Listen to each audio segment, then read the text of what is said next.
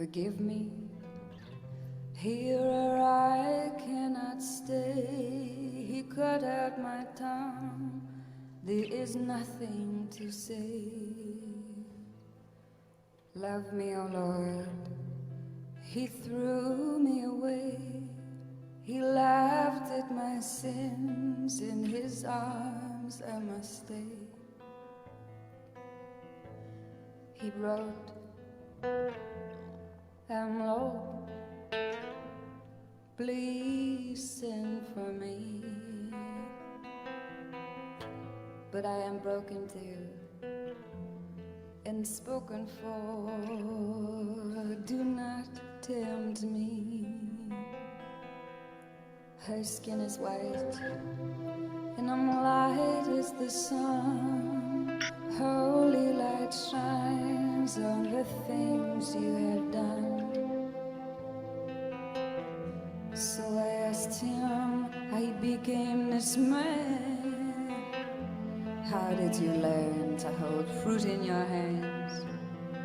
And where is the lamb that gave you your name? He had to leave, no, I begged him to stay. Left me alone when I needed the light. Fell to my knees and I wept for my life. If he had have stayed, you might understand. If he had have stayed, you never would have taken my hand. He wrote, I'm low, please send for me. But I'm so broken too, and spoken for. Do not tempt me. Where is that lamb that gave you your name? He had to leave, no, I begged him to stay. Begged him to stay in my cold wooden grip. Begged him to stay by the light of the ship. Me fighting him, fighting light, fighting dawn. And the waves came and stole him and took him to war. He wrote, I am low, please send for me. But I am broken too, and spoken for. Do not tempt me. Forgive me, hearer, I cannot stay. You cut out my tongue, there is nothing to say. Love me, oh Lord, he threw me away. He laughed at my sins, in his arms I must stay. We ride, and that's all right. I miss his smell. We speak when we are spoken to. That suits us well. That suits us well. That suits me well.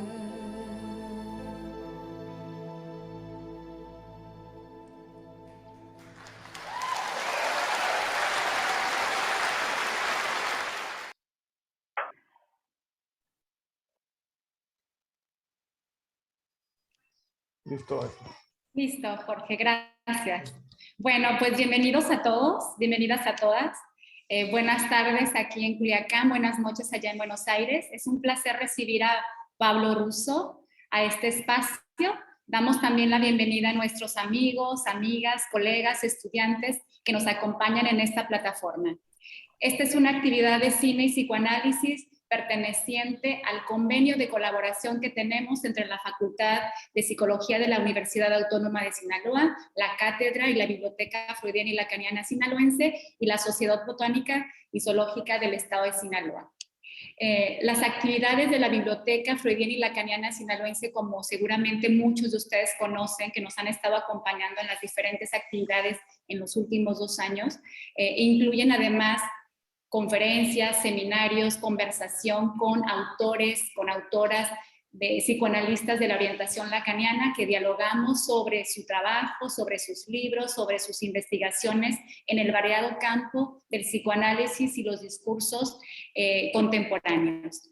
En este momento nos convoca lo que deseamos se convierta en un ciclo de cine y psicoanálisis, y bueno, para que sea un ciclo debemos tener cada vez un significante, un tema del cual podamos conversar, que tenga una inscripción, un argumento y una periodicidad determinada por un cierto tiempo determinado.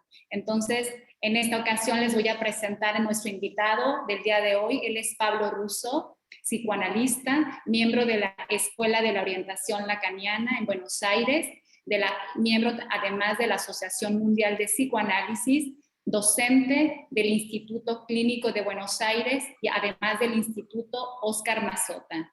Él es director del CID Camino, del IOM, Instituto Oscar Mazota, corresponsable del Departamento de Estudios Psicoanalíticos sobre la Familia, el Departamento Enlaces.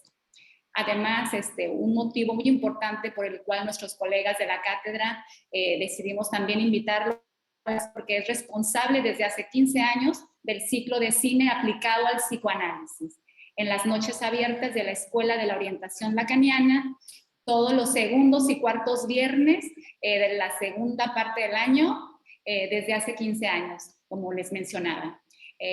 Co-coordinadora además de la nueva red de psicoanálisis y literatura de la FAPOL, de la Asociación Mundial de Psicoanálisis en América. Y es exdirector de la revista Enlaces y Virtualia, son revistas muy buenas dentro del campo de la orientación lacaniana, y además que tiene publicaciones en varios capítulos de libros, y bueno, que algunos colegas, incluyéndome a mí, pues tenemos la oportunidad de contar con algunos de sus colaboraciones en los libros, capítulos, en revistas, etcétera. Entonces, Pablo, antes de darte la palabra, quisiera decir un par de cositas sobre el argumento del por qué la conjunción del cine y psicoanálisis y cómo la hemos pensado en este espacio. Me parece que lo que nos orienta está más del lado del contrasentido, ya que no estamos en búsqueda del sentido o significación de qué es lo que quiso decir el director o darle una interpretación o psicoanalizar a los personajes. En todo caso, lo que nos interesa es hacer referencia, o nuestra referencia es al cine para enriquecer nuestro trabajo tanto teórico como clínico. Entonces, en este sentido, los psicoanalistas nos servimos del cine. Para ello hago una pequeña referencia a Lacan cuando él comentaba o él decía que el artista siempre nos lleva a la delantera a los psicoanalistas. Allí donde los psicoanalistas en ocasiones podemos identificar ciertos obstáculos o ciertas cuestiones no tan claras, el artista nos orienta un poco, nos ilumina en sus propias invenciones singulares en el arte. En este caso estamos hablando del cine. Entonces este filme que nos convoca para conversar contigo el día de hoy, On Body, On Soul, o En Cuerpo y Alma, te doy la palabra, Pablo. Bienvenido a México, bienvenido a Sinaloa, a la Biblioteca Freudiana y Lacaniana Sinaloense. Adelante, y agradezco también a los asistentes el día de hoy. Bueno, muchas gracias, Verónica, muy amable por tu presentación. Aquí les acabo de subir al chat el título que le puse a mi comentario de esta película, como adelantó Verónica, On Body and Soul, o En Cuerpo y Alma, de Ildikó Enyedi, del 2017, de Hungría. El video que escuchábamos, como los que vieron el film, supongo que la mayoría recordarán, es una canción que ella escucha. Va a una tienda de discos, quiere escuchar todo porque nunca había escuchado música, finalmente la vendedora para que se vaya le recomienda algo que le gusta a ella y ella lo escucha, primero se angustia un poco, le impacta esa canción y después acompaña una escena clave, ¿no? Casi final del film, cuando ella está en un pasaje al acto, está suicidándose, pone esa música, ¿no? Y algo pasa con el reproductor de CD y se produce el llamado de él. El título que le puse, Una rota y un descosido. Supongo que ya adivinarán, y bastante acertadamente seguro, ciertas significaciones de este título, pero enseguida lo voy a explicar un poquito más. Tengo un epígrafe, que es una cita, una referencia muy precisa de Lacan, que me parece importante hacia lo que quisiera arribar con mi comentario. Lacan dice, creo que es la sexta clase de su seminario 21, titulado Los no incautos yerran o los no incautos erran, que en francés hace homofonía con los nombres del padre, le nom du père, le nom du père. Hay ahí un juego de palabras. En esa clase del 15 de enero de 1974, Lacan dice, el amor es dos mediodecires que no se recubren, y esto constituye su carácter fatal. Es la división irremediable, que además carece de mediación alguna. Es el amor la conexidad entre dos saberes, en tanto que son irremediablemente distintos. Retengan esta palabrita, conexidad. Bien, buenas tardes, buenas noches a todas y a todos, a los estimados amigos de Sinaloa, tierra que aún no conozco. Conozco un poquito el DF, pero la verdad es que no tengo el gusto. Tal vez de algunos otros lugares haya alguien.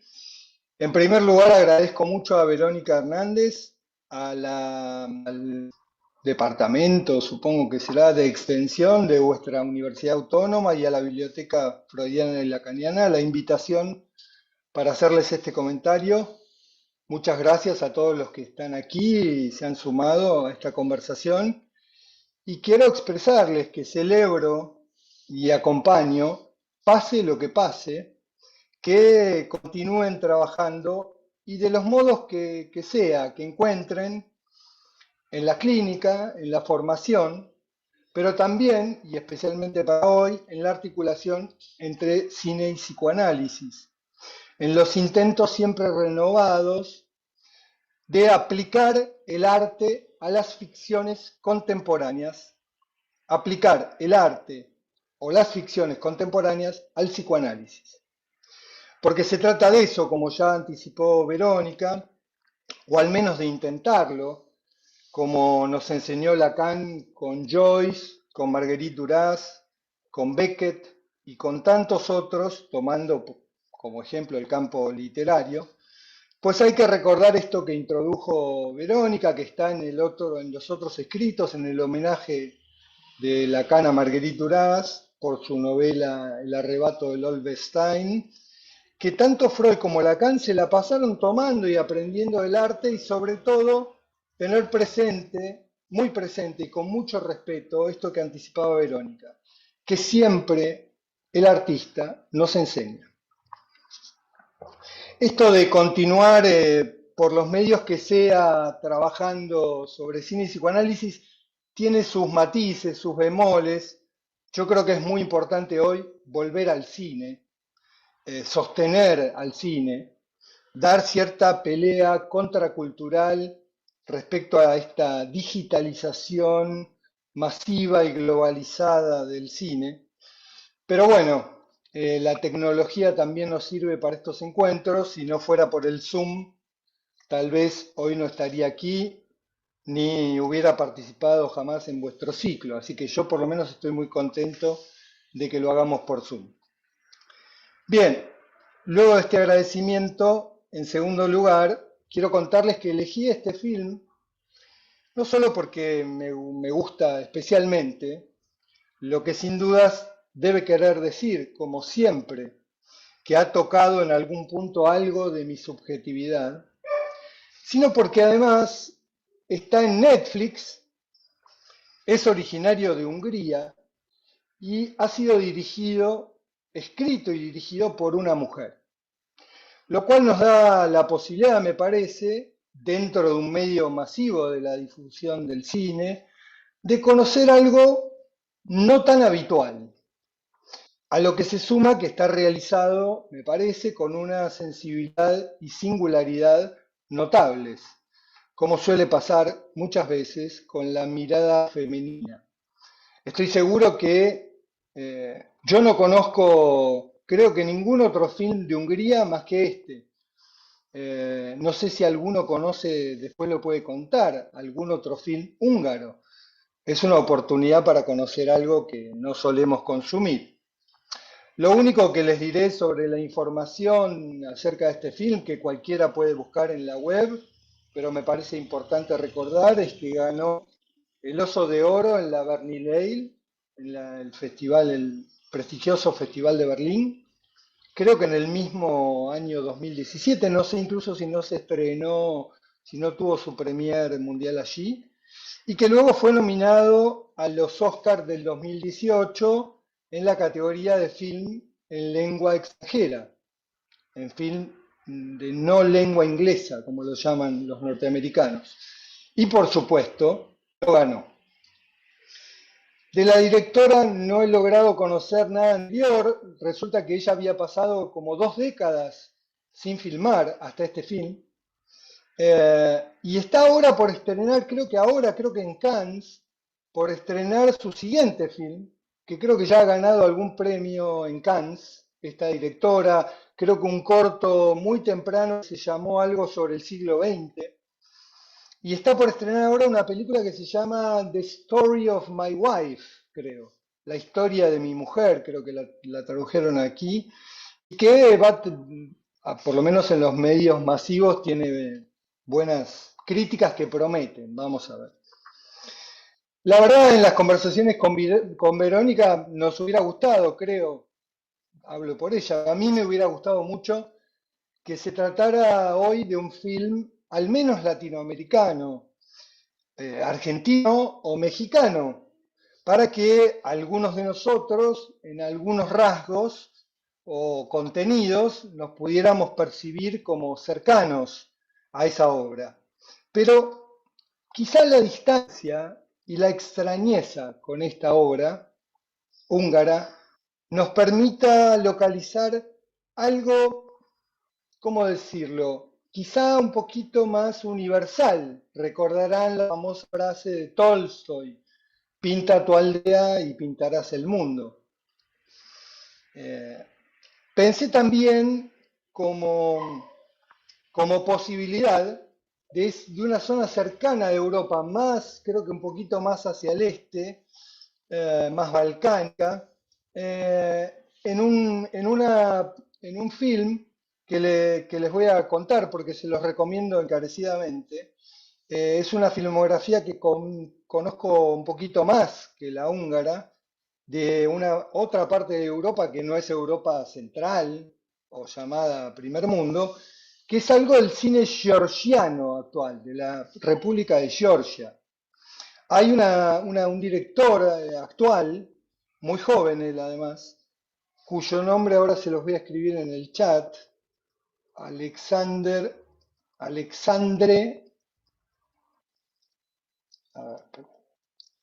Koveritze, porque es un nombre difícil. Tiene una película reciente que se llama en inglés What Do We See When We Look at the Sky? ¿Qué vemos cuando miramos al cielo? Es una película bellísima, increíblemente hermosa, y si bien está la cuestión del amor, no es una cuestión tan central como en esta que vamos a conversar hoy. Pero vean obras de Koveritze, de las de su maestro Otar Joseliani. Vean ese cine georgiano, se lo recomiendo. Es de una expresividad cinematográfica poco habitual. Y además no circula tanto en Netflix. Hay que ir a buscar a Movie, alguna plataforma un poco más eh, exquisita. Bueno, quizá ir a algún festival de cine independiente y ver la película en la sala.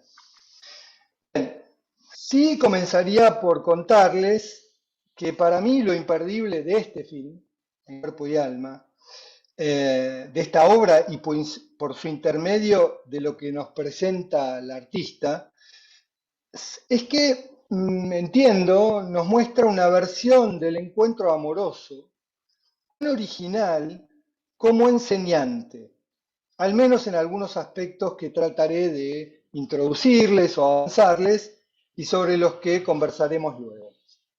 Y se los presento este comentario bajo un título que tiene un origen familiar, que ha incidido, puedo decir hoy quizá, de un modo curioso en mi relación con lo femenino y con el amor.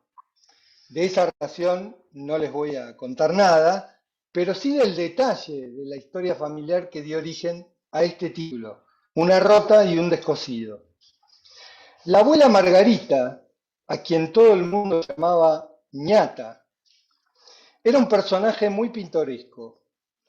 Más allá de algunas virtudes, no muchas, era literalmente insoportable, especialmente para ver con ella cine. No paraba de hablar, quería anticipar el final, era infumable, como decimos los porteños, para estar al lado de ella viendo una película. Pero además de insoportable, era muy, pero muy mala, muy mala. Pero en este personaje que era, usaba habitualmente muchas frases o latiguillos, en general populares, por los que permanentemente rememorábamos, ¿no?, en los encuentros familiares de un modo cómico, ¿no? Repetíamos las frases de la abuela. Entre esas frases populares hay dos que me parecían venían muy a cuento de este film y de este comentario. Una era, no hay loca sin suerte. Era una de las frases de ñata. Y la otra, la que da origen a este título, es siempre habrá una rota para un descosido. Lo cual, a pesar de su ser insoportable y muy mala, mostraba un lado optimista de ñata. Bien, les propongo entonces que este muy bello y muy poético film, tanto en lo formal como en su guión, en su contenido, permite una lectura desde el psicoanálisis de orientación lacaniana, en particular desde casi el final de la enseñanza de Lacan, desde más precisamente el final del seminario 20 aún, y los comienzos, como ya cité, del seminario 21, los no incautos yerran.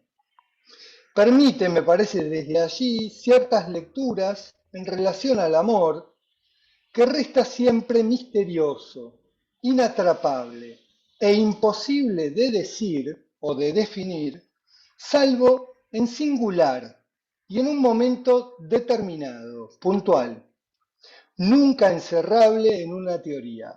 No solo se habla o se escribe del amor, sobre el amor desde hace más de 2500 años.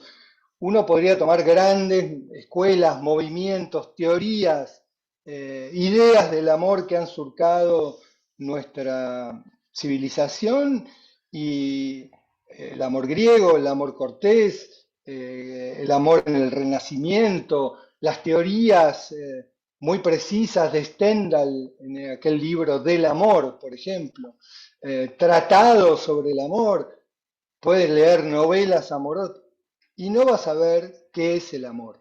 En psicoanálisis lacaniano, así como no sabemos qué es la mujer, no se puede decir la mujer es tal cosa, no se la puede definir, no se puede, no hay un universal para la mujer, no hay tampoco el amor. Uno no puede decir el amor es tal cosa, ¿no?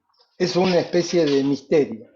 Y me parece que que este film nos permite estas lecturas, al mostrar en especial que en tanto por una serie de azares, de contingencias, bellamente ficcionados por la artista, un encuentro contingente, como todo encuentro, permite quizás que dos destinos de diversos modos fijados a la mortificación cambien de signo, lo cual puede hacernos pensar en lo que puede producir un análisis respecto del destino, por ejemplo, de alguien en relación con el amor. Bien, si bien hay personajes secundarios en el film sobre los que podemos pensar y decir algunas cosas, pero básicamente nos encontramos con ¿qué? Con un hombre y una mujer. Y lo primero que podemos leer es que a partir de ver el film, es que no se trata de dos seres hablantes, especialmente, ¿cómo decirlo?, exitosos, ricos, adaptados socialmente, felices. Por eso también los llamé una rota y un descosido, ¿no? No son dos, son dos, pero no son dos del género que sean, pues la biología nada nos dice sobre cómo ocupan ellos los intercambios sexuados, nos va diciendo algo, pero la película, pero no sus biologías. No son dos especialmente bellos, según cánones de la época, no son dos que no sufren para nada, incluso podríamos decir que ni siquiera están especialmente buscando modificar esas condiciones, ¿no?, en las que viven. Además hay otro detalle, y es que no sabemos casi nada de su historia, ¿no? No sus determinaciones previas o históricas, y me parece que eso puede tener un valor para pensar el amor desde el discurso lacaniano. Hay una autora, Mercedes de Francisco, a la que a mí me gusta mucho leer, quizá les pueda servir si lo pueden conseguir. Hay un librito de ella que se llama Un nuevo amor. Mercedes de Francisco es española, suele hablar sobre el amor, sobre lo femenino, suele hacerlo de un modo muy claro, ha trabajado mucho y este libro es excelente al respecto. Y cuando se presentaba este libro, creo que en España, no recuerdo en qué ciudad, le hacen una entrevista, creo que la que se lo hace es otra psicoanalista. Está en la web, por eso se las nombro, por si todavía no tienen el libro, pero pueden ver la entrevista en la web. Entrevista que viene muy a cuento para nuestra conversación de hoy. Búsquenla, está titulada del siguiente modo: el amor es una elección absolutamente inconsciente. No eres dueño de tu elección. Y uno de los modos que ella encuentra para transmitir esta idea, este título, es una cita de Rayuela, de Julio Cortázar. Es decir, encuentra un modo de definir que el amor es una elección absolutamente inconsciente de la cual nadie es dueño. ¿Cómo? Aplicando el arte al psicoanálisis, ¿no? Dejándose enseñar, en este caso, por Cortázar. La cita de Cortázar es esta: lo que mucha gente llama amar consiste en elegir una mujer y casarse con ella. La eligen, te lo juro, los he visto, como si se pudiera elegir en el amor, como si no fuera un rayo que te parte los huesos y te deja estaqueado en la mitad del patio. Vos dirás que la eligen porque la aman. Yo creo que es al revés. Es impresionante eso. A Beatriz, la del Dante, de la Divina Comedia, no se la elige. A Julieta, la de Romeo y Julieta de Shakespeare, no se la elige. Vos no elegís la lluvia que te va a calar hasta los huesos cuando salís de un concierto. Es así de azaroso. Bien, y me parece que esta conexión central y bellamente mostrada por el film, entre el amor y el inconsciente, que tal vez retome al final o en la conversación, a esto se pueden agregar algunos recortes para trabajar dos o tres ideas lacanianas del final de su enseñanza sobre el amor, siempre a repensar y conversar, puesto que, como les decía, sobre el amor no se puede hacer muchas más ni mejores cosas que hablar. Tal vez si se es artista se puede hacer una novela o un film de esta calidad estética. Bien, Lacan lo plantea de este modo, esta conexión entre el inconsciente en el amor y el amor en la página 174 de su seminario 20, aún. Páginas finales del seminario que les recomiendo busquen y lean, son imperdibles.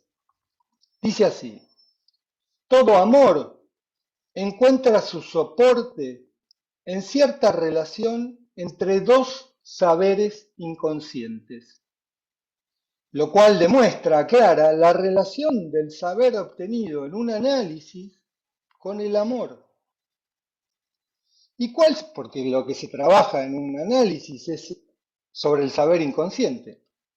¿Y cuál sería o cómo se produciría ese encuentro entre dos saberes inconscientes? Dice allí que sería por un cierto reconocimiento por signos siempre puntuados enigmáticamente, ¿no? Signos entre esos saberes distintos, pues porque el goce del otro, considerado como cuerpo, es siempre inadecuado, perverso por reducirse a un objeto, o incluso loco, enigmático, no hay relación sexual, puesto que el goce del otro como cuerpo es siempre inadecuado para uno, no hay relación sexual. No hay posibilidad ni siquiera lógica de relación con ese otro goce.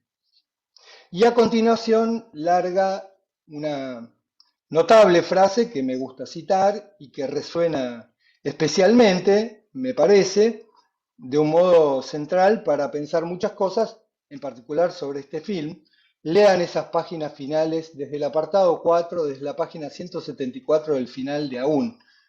Y dice, concluye así Lacan: ¿no es acaso con el enfrentamiento a esta imposibilidad con la que se define algo real, como se pone a prueba el amor? De la pareja, el amor solo puede realizar lo que llamé, usando cierta poesía, valentía ante fatal destino. Valentía ante fatal destino. ¿Cómo comprender que en el centro mismo de lo imposible un encuentro puede producirse y hacerse, además, quizás posible, incluso necesario? Bueno, uno podría decir solo después de que su contingencia se haya inscrito, ya sea tal y para dos. Nada fácil ni habitual. Pero ya tenemos en dos oraciones un pasaje de lo imposible a lo necesario, pasando por la contingencia. Y quizá esa ya sea toda una definición del amor para el psicoanálisis.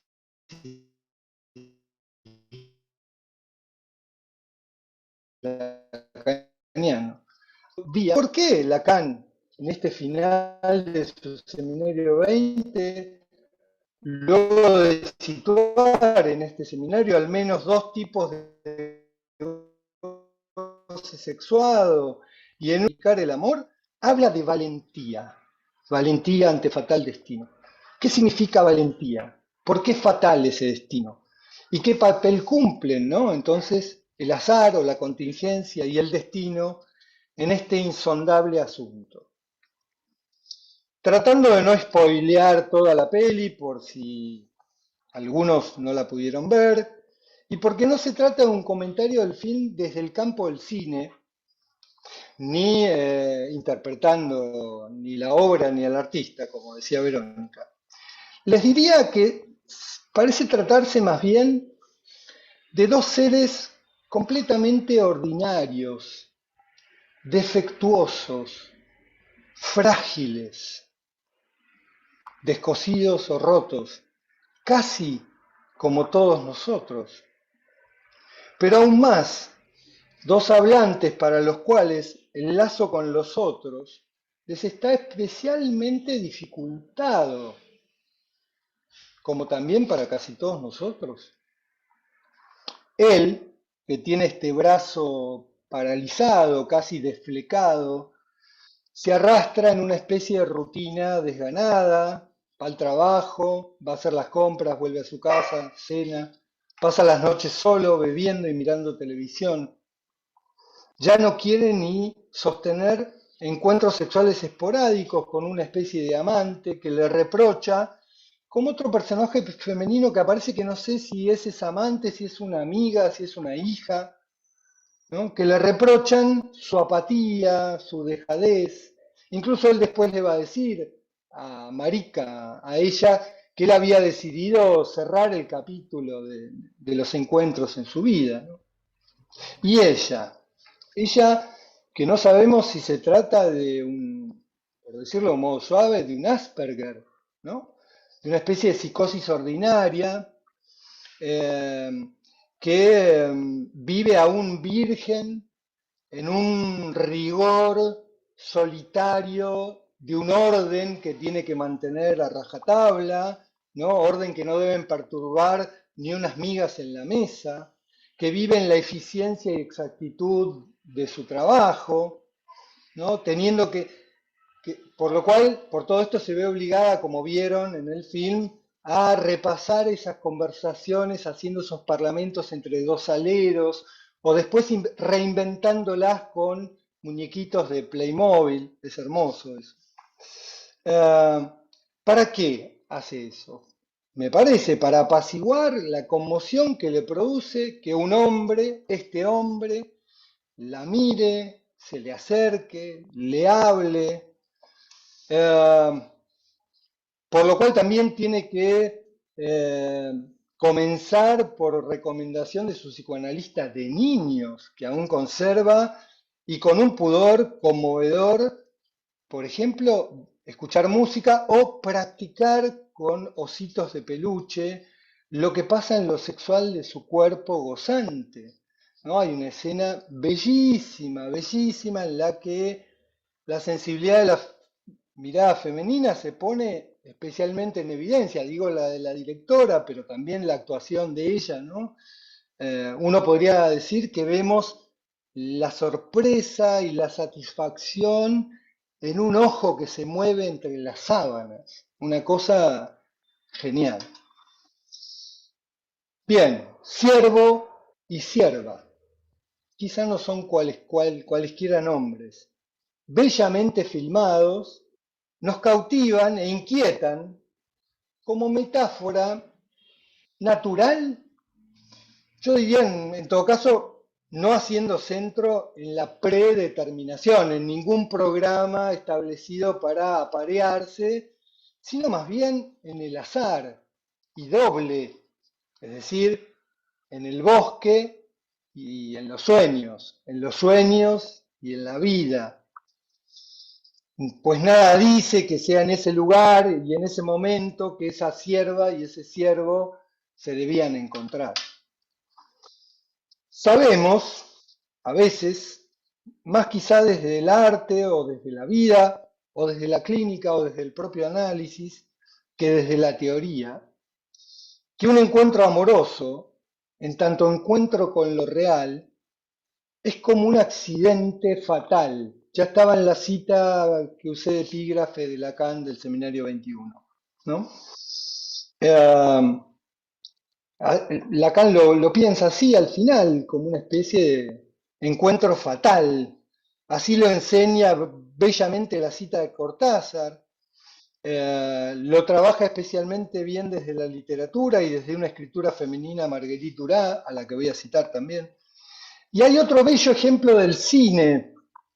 Yo la había pensado también como una posible para este encuentro. Es una película de Paul Thomas Anderson, que se llama Embriagado de amor, la tradujeron aquí, en inglés es Punch Drunk Love, como un chupito, ¿no? Un trago fuerte de amor. Eh, Hay allí una escena, es como de repente de la nada cae una pianola en un lugar, ¿no? Y casi le parte la cabeza al sujeto en cuestión. El encuentro amoroso es como eso, de repente cae un meteorito del cielo, ¿no? Ah, y el encuentro poéticamente contado en este film parece representar plásticamente, pero no por eso de un modo liviano o meramente velado, también una inolvidable definición del amor de Marguerite Duras, y que está en el espíritu de Lacan de este momento de su enseñanza. Esa definición está en la nouvelle El mal de la muerte, está editada por Tusquets, yo la tengo en una colección que se llama La sonrisa vertical, El mal de la muerte. Les podría leer algunos pasajes que son maravillosos, pero finalmente, ¿no? Hay un hombre y una mujer y ella le dice, ¿usted qué diría que es el amor? Usted no sabe, el amor puede surgir de cualquier cosa, de un pájaro, sobre todo del azar, nunca se lo sabe antes, etcétera. Y finalmente dice, el amor es un fallo repentino en la lógica del universo. Es como un meteorito que aparece y nos cae en la cabeza, ¿no? Es una fatalidad que es más un fallo que un éxito, ¿no? Eh, y algo fatal en cualquier campo, para cualquier campo de la lógica, y mucho menos, como intenta toda lógica, de cualquier lógica universal, un fallo repentino en la lógica del universo. Nada podría hacer prever que un encuentro se produzca. Cuando se produce, no será solo porque se lo buscó, y suele ser, en esencia, inesperado. Todo haría prever, por ejemplo, en este film, que él y ella no solo no se encontrarían, sino que estaban predestinados a estar solos. Parecía incluso una especie de decisión insondable, en la que justamente también coincidían. Sin embargo, algo de esas lógicas, las de cada uno, se perturba y tal vez incluso se parte en pedazos. Pues una serie de eventos completamente azarosos, que luego solo retroactivamente y contingentemente pueden ser leídos como afortunados o no. En francés la palabra fortuna, la bonheur, que también hace alusión al azar, hace homofonía con felicidad. Es decir, a veces el azar puede ser feliz y otras no. Pero solo por esa serie de eventos completamente fortuitos, que él justo mire por la ventana descubriendo cómo ella retira sus formales zapatitos del sol, que venga un auditor al matadero a interrogarlos por este asunto del robo de la droga para tener sexo, y les haga saber que se encuentran, cosa que ellos no sabían, en las mismas noches, en el mismo bosque, siervo y sierva, en los mismos sueños, hasta un llamado justo a tiempo, tan inverosímil, quizá como buena parte de cierto tono de fábula que tiene el film, ¿no? O de realismo mágico que ha elegido la directora para contar este cuento, así como por lo que se llega a decir en ese llamado, ¿no? Ellos habían intentado un par de encuentros bastante desafortunados y él le dice, te amo muchísimo. Bien, una serie de azares, como a veces sucede en la vida, hasta en la locura o en la desesperación, harán que dos, con la subjetividad en vilo, desflecada o quebrada o rota, y que parecen tener un destino solitario fijado, se encuentren. ¿Y dónde es que se encuentran? Bueno, además de en algunas pocas miradas y palabras, de estos encuentros que funcionan más o menos, etcétera, se encuentran en el inconsciente. ¿Dónde más? En los pensamientos. ¿no? A los que podríamos definir como uno de los modos en que el inconsciente afecta a nuestro cuerpo. Podríamos entonces arriesgar una definición simple y hasta cursi del amor, cuando se sueña con el otro o la otra, o cuando insomnes en medio de la noche pensamos en el otro o en la otra. En ocasiones puede esto producirse con angustia. Por ejemplo, en general no sabemos qué piensa el otro ni si está pensando en nosotros. Así que podemos pensar en ese otro de un modo inquieto. O esta declaración hermosa para pensar el amor que le hace él, ¿no? Creo que es al final del segundo encuentro. Dice, tengo una idea. Quisiera dormir al lado tuyo y al despertar hablar de nuestros sueños. Solo eso. Es maravilloso. Bien, lo de fatal puede estar contrapunteado por escenas de cierta crudeza del matadero. Como seres de la naturaleza estamos un poco entre el bosque salvaje y el frigorífico. Pero del mismo modo, a esa declaración tan tierna y nada fálica, más bien agujereada o castrada, se le oponen esos personajes del trabajo, ¿no? Que no por estar tan pendientes de las lógicas fálicas, ni la pasan mejor, ni se aman. Lacan llega a decir al final de su enseñanza que el amor feminiza, que para amar hay que un poco amar como una mujer. Y esto respecto de los hombres o de las histéricas. Lo cual habría que contrastar con nuestra época. Pero además nos dice esto, pero no nos dice cómo ama una mujer, ni qué relación tendría este modo de amar con su goce. Pero, bien, podríamos revisar algunas definiciones de este Lacan sobre el amor, que también agujerean el orden fálico, y que resuenan en definiciones anteriores. Por ejemplo, la clásica definición, el amor es dar lo que no se tiene a quien no lo es.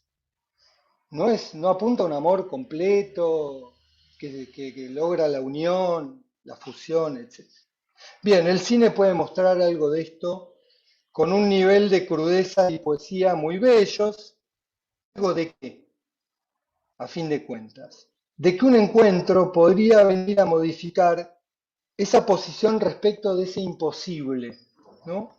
De solucionar por un rato o suplir ese imposible, de esa relación complementaria, completa, perfecta, que entre los seres del lenguaje no hay. Y hay que decir que esa operación, si es una solución, la canción habla de cierto salvarse, de cierta solución, es un poco triste, pero si se produjera es singular y para cada uno, ¿no? Como que decíamos antes, que además no coinciden ni se recubren. Y la valentía, ¿no sería ya por esto? Me parece que el film nos muestra bien que ya consentir a dormir con otro cuerpo, de otro sexo y de otro que se desea, puede ser de lo más peligroso. Bien, yo aquí quería tomar dos cositas y termino porque ya estoy pasado de tiempo. Y después retomo alguna cuestión sobre la relación entre el inconsciente y el amor, si quieren, en la conversación. ¿Cuáles son las líneas que podríamos revisar de la enseñanza de Lacan a partir de lo que dije y extrayendo enseñanzas de este film, en el que el artista nos enseña o nos transmite para que repensemos más que cerremos nuestra idea del amor o sobre el encuentro amoroso? Una, yo diría, es esta del amor como encuentro fatal, como accidente, ¿no? Lo que podríamos resumir en este que Lacan llama no tiene remedio, ¿no? Y no solo porque sería irremediable, si no dice Lacan, porque no habría ninguna mediación posible para, no existe Celestina, analista, autoayuda, nada que nos pueda aliviar del problema y de la fatalidad cuando el encuentro se produce. La otra idea es el amor exilio, ¿no? Se trata de dos heterogeneidades radicales, dos saberes inconscientes radicalmente distintos.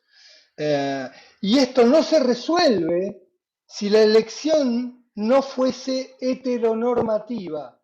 Cualesquiera dos que se elijan tienen este problema de que son otros dos heterogéneos, no heterosexuales necesariamente, aunque lo hetero esté en ambas palabras.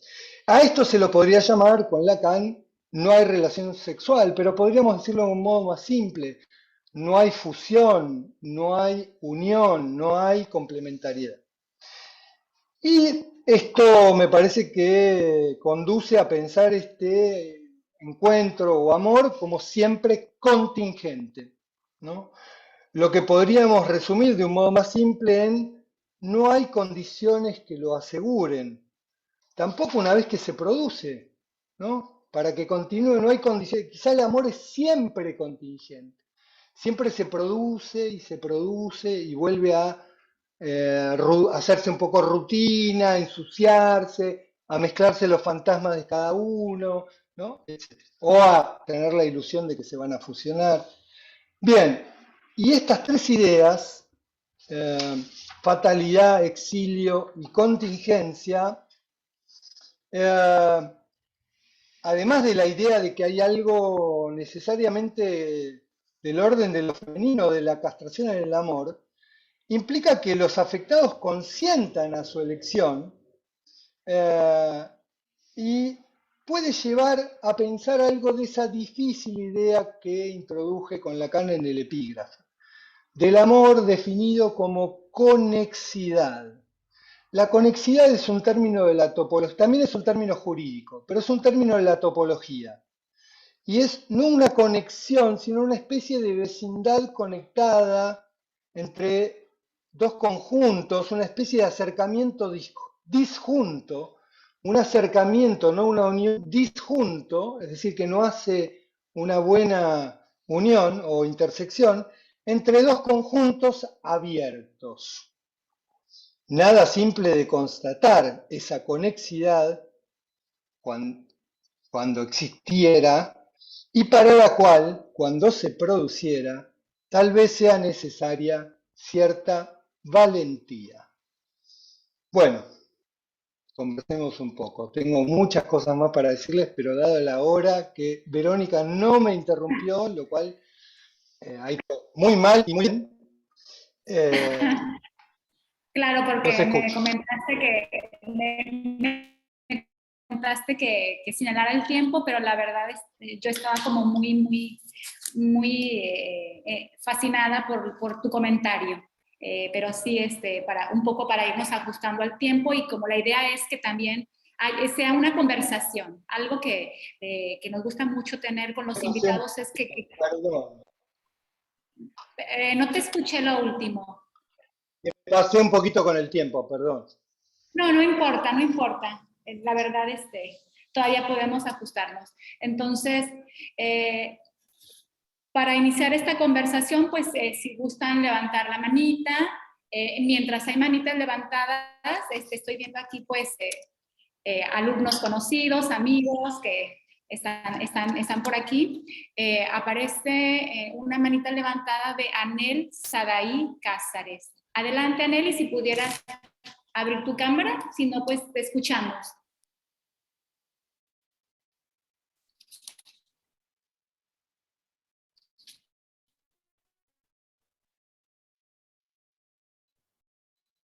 No se me escuchó.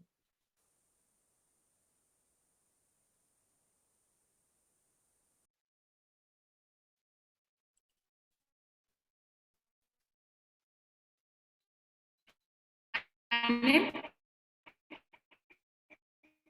crudo de un matadero no sé, me parece que también la directora o la escena te puede llevar de cómo se puede mostrar algo tan calmo, por ejemplo, rescatando los detalles, lo singular de un filme, y cómo también en el campo de la clínica, de la singularidad, bueno, esos detalles también nos pueden ir acompañando, cómo un propio sujeto puede ir también de un estado a otro. No sé, me parece que bueno, son muchos los detalles que se pueden rescatar.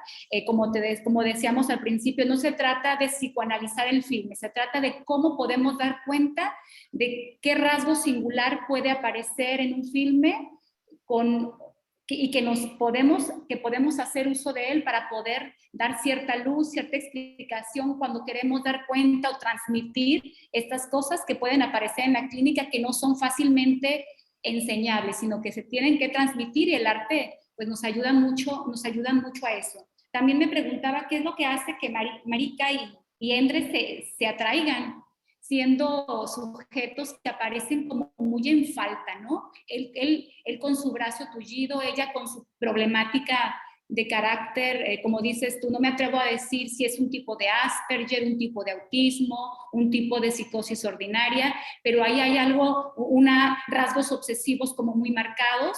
Entonces, ¿qué es lo que hace que en ellos surja esa atracción? Es como que un ejemplo de una conexidad muy paradigmática en dos sujetos que como que no tienen además como mucha interés en velar esa falta, ¿no?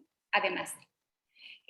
Bueno, Jorge, Sí, también tenías por ahí algunas preguntas y no sé, hay sigue la manita sí, levantada. lo que pasa es que no, como soy el anfitrión, no puedo levantar la manita. Ok. Así, Entonces, sí, abres el audio. pues primeramente agradecerte, Pablo, sobre la participación. Me pareció muy clara en la cuestión de cómo analizar, y no analizar, sino tomar las películas y poder ejemplificar, como dice la maestra Ambero, ejemplificar algunos conceptos de psicoanálisis que muy bien a veces explicamos teóricamente de alguna manera con ciertos alumnos, alumnas, y en la película se puede pescar algunas cuestiones de esas, de cómo podemos observar de manera ejemplificada algunos tipos de conceptos, ¿no? Me parece, bueno, no sé si llamarlo como esta, que es María o Marica, donde cierto autismo, creo que da a entender mucho la película, donde su terapeuta como que da a entender que era una niña autista, luego creció y ya no quiso atenderla, ¿no? Esa es como que da cierto razón de eso la película. Y no la quise encasillar de esa manera como autista, pero me pregunté cómo algunos sujetos así definidos, encasillados como autistas, empiezan a amar. Creo que la película podemos ejemplificar de cómo esa mujer empezó a amar a partir de conocer ciertos goces nuevos que ella no tenía, ¿no? El único goce que de alguna manera que se protegía de ella es seguir los reglamentos, el ganado que siempre lo ponía como categoría B, y siempre había un reclamo que son los reglamentos, etcétera, ¿no? Creo que era un modo de goce que ella tenía que no compartía con los demás trabajadores. Entonces, y vemos, por ejemplo, en Dre, un hombre que renunció al amor hace varios años, y Marika, una mujer que no ama. Desde esa posición, los dos no saben amar, ¿no? Creo que los dos se ven. Entonces el amor se presenta como la vía para conocer ciertos goces nuevos para los dos. Creo que el amor en esa película, más que salvarlos, sino que es un vehículo para poder gozar o tener ciertos goces nuevos que ellos no tenían en su vida, ¿no? Entonces, André, por ejemplo, un hombre obsesivo, así lo puedo decir, y un tanto manipulador, a ver si se presenta, ¿no?, con ella, hace encajar perfectamente a la demanda de Marika o María a rechazar todo lo que le ofrece, ¿no? Entonces, por otra parte, Marika, al ser rechazada la última parte de la película por André, se da como, digo yo, cierto quiebre de la dimensión imaginaria, creo yo, del amor, ¿no? Que se sostiene. Que incluso la canción de amor ya no es suficiente para sostener esa tristeza o ese rechazo, ¿no? Entonces, lo que es, como hay cierto quiebre, pues de alguna manera, como lo mencionaba Pablo, hay cierto pasaje al acto, ¿no? De no poder soportar ese rechazo de él, ¿no? Entonces, creo yo que la película nos sirve para poder ejemplificar el amor o como una invención que digamos, que se vaya, ¿no? Que nace a partir de los sueños, ¿no? Como los sueños son un pretexto. Y me da curiosidad porque después de que tienen un acto sexual ellos, los sueños desaparecen. Ya no recuerdan si soñaron o no. Entonces, como que hay Eso, algo. es. Y pueden dormir, ¿no? Sí, Porque pueden creo dormir. que parecían de insomnio. Sí, son cuestiones así que ya no Él saben. tomaba la... Esa parte me llama mucho la atención al último porque ya después de eso como que, no sé, puedo decir muchas cosas psicoanalíticas, pero me llama mucho la atención esa parte. Entonces, como Yo lo pregunta, escucho Te escuchamos muy recortado. cortado, Jorge. sí, a ver. Bueno, No. Acá Anel escribió en el chat que no se pudo desmutear. Dice, tengo una duda respecto al tema del amor. Jorge, estás como muy, se te escucha muy. Um, varias preguntas tienen conexiones. Esto de amar a conciencia está muy bien. Uno puede proponérselo, puede querer amar, puede hacer cosas para sostener un amor, puede ser muy amable, etcétera. Pero eso no garantiza que el amor se produzca, se sostenga, sea vivido de una manera feliz, deseante, satisfactoria para ambos además, porque uno puede amar y no ser amado, ¿no? Y que eso se detenga o no funcione en el otro, porque además es un encuentro entre dos, y, ¿no? Entre dos amores inconscientes, podríamos decir ahora.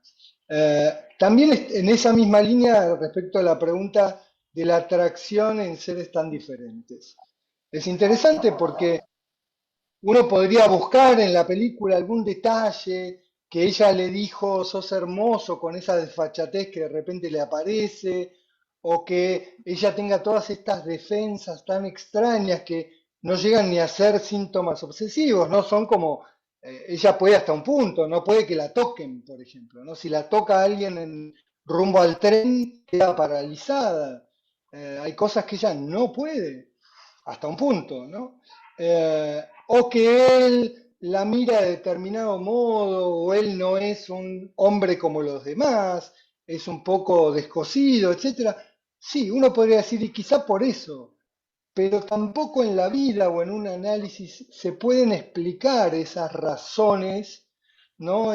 Siempre son eh, detalles, signos muy singulares que por un lado tienen explicaciones, ¿no? Está toda la teoría del amor, sobre todo freudiana, como amor que obedece a ciertas lógicas, a patrones, que repite amores infantiles, ¿no? Amamos y condiciones fantasmáticas para amar, y entonces a algunos hombres les gustan las mujeres que hablan por él, otros las calladas, otros las delgadas, otros, bueno, condiciones de amor. Todo eso existe. Pero de repente se produce un amor que sorprende al sujeto mismo, que él mismo no sabe cuáles son esos detalles, esos divinos detalles en el brillo en la nariz de Beatrice o algo que produjo en su inconsciente este efecto de amor. Muchas veces no se sabe, no lo saben ni los verdaderos sujetos, es decir, están las condiciones, están las determinaciones, están las razones, esos signos, esos, ¿no? Detalles que hacen que el amor se produzca. Y a la vez hay algo que puede no tener ninguna explicación, que no se sabe, ¿no? Ah, ¿Se puede amar en verdad sin unir los fantasmas de cada uno? Preguntan en el chat. Bueno, esto es si puede haber un amor con exidad, un amor en donde cada uno mantenga esa singularidad única, que no es atrapada por el otro, que no todo en él le significa amor al otro, etcétera, que no hacen coincidir sus fantasmas y sin embargo que se sostenga el encuentro amoroso. Ah, lo del amor a sí mismo o el amor al prójimo es todo un lío. No sé, tendríamos que hablar del narcisismo y de las ideas de Freud sobre el imperativo. Yo creo que el amarse a sí mismo entra tanto en el imperativo loco y- e imposible de amar al otro. No, solo se puede amar a un otro, uno no se puede amar a sí mismo, no puede amar su propio cuerpo. Si bien el síntoma se las arregla, la pulsión se satisface de sí misma, ¿no? Uno encuentra maneras autistas, uno podría decir, de arreglárselas con el problema del goce, de la satisfacción, en general, me parece que el amor a sí mismo no es más que otra ilusión.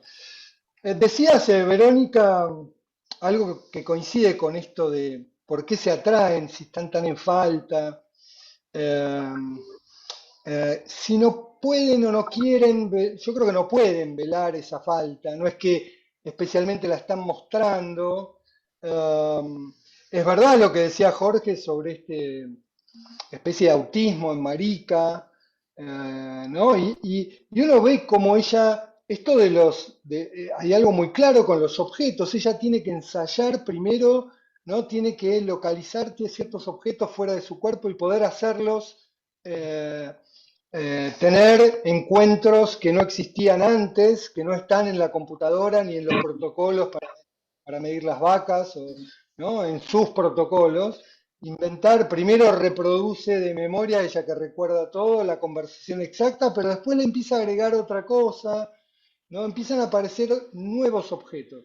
Yo no sé si se trata de eh, goces nuevos. Quizá el encuentro amoroso pueda permitir acceder a nuevas dimensiones, a goces inesperados, no sabidos. Oh, Lacan tenía la idea de que el amor produce un efecto de reducir algo en el goce y orientar, reorientar, producir algo en el campo del deseo. Lo cual no tiene nada que ver con que esto sea placentero, feliz, puede ser muy tortuoso y la gente amar muchísimo, apasionadamente toda su vida. Ah, por lo cual coincido con Verónica que un poco, así como se muestran dos animales muy distintos, si bien las vacas están tranquilas porque no saben lo que les espera, eh, yo creo que en el amor ¿no? Estamos también entre el bosque y el matadero, ¿no?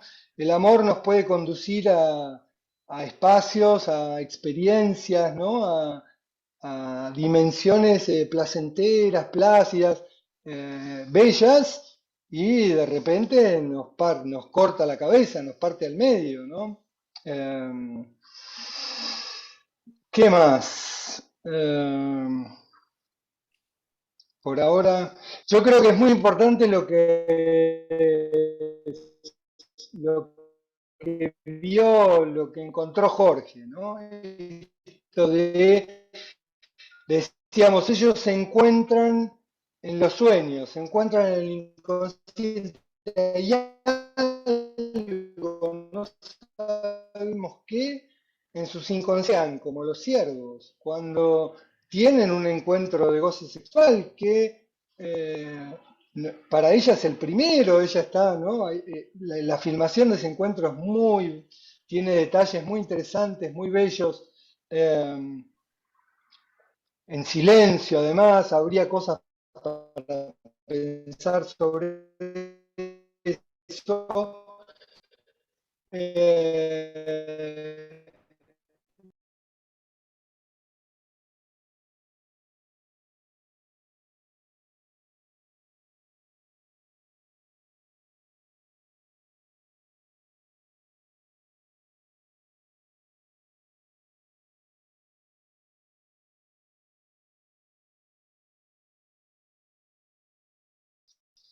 Sí, así es. Fíjate, a mí esa escena donde se encuentran, casi la última escena, porque ya luego amanece y están como desayunando y él le pide, bueno, en la escena anterior donde tienen relaciones, finalmente como que se hace ese encuentro y hay una escena donde al terminar quieren dormir, porque, insisto, parece ser que tenían anteriormente problemas ambos de insomnio.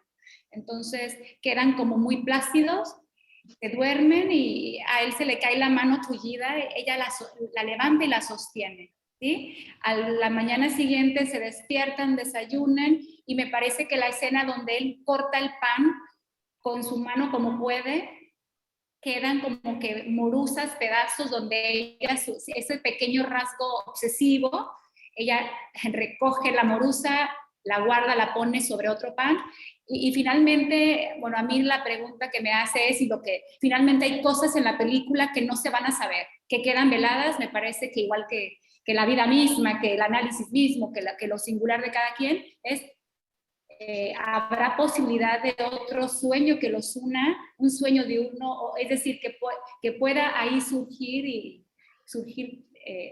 un encuentro más allá de ese momento que queda capturado, pues en ese desayuno. Pareciera ser que nos invita a pensar ilusoriamente, quizá en cada quien nos toca, ¿verdad? Esa parte de ilusión de que ahí, aún ahí puede haber algo. y a la vez pueden cosas continuar como antes. Por ejemplo, recogerlo, yo lo llamo migas, la morusa, llamabas, bueno, ¿cómo lo llamaste? Sí, morusas, migas. Esos restos. Hay algo que se encontró otra vía, se solucionó en relación a los cuerpos, al contacto para ella pudo tener un encuentro con un hombre, pero no puede no puede tolerar que haya esos restos en la mesa. Bien, el amor puede solucionar muchas cosas, pero quizá algunas no las puede cambiar ni solucionar. Y después del encuentro Así amoroso hay es, cosas que siguen como siempre y sigan así. Estará en el otro también tolerarlas, aceptarlas, amar igual a ese otro con esas singularidades.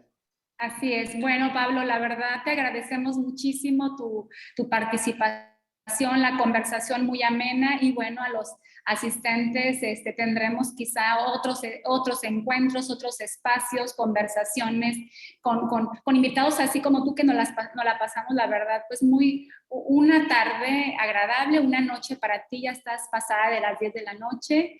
Te agradecemos, al público aquí presente. Pablo, pues no me resta más que pues agradecerte.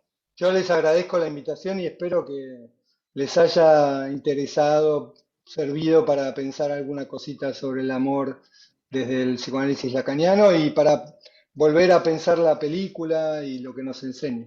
Muchas gracias. Claro, gracias. Muy buenas noches, buenas tardes. Hasta pronto. Gracias a todos, buenas noches. Gracias, Pablo. Gracias. Gracias. De nada, mucho gusto, buenas noches.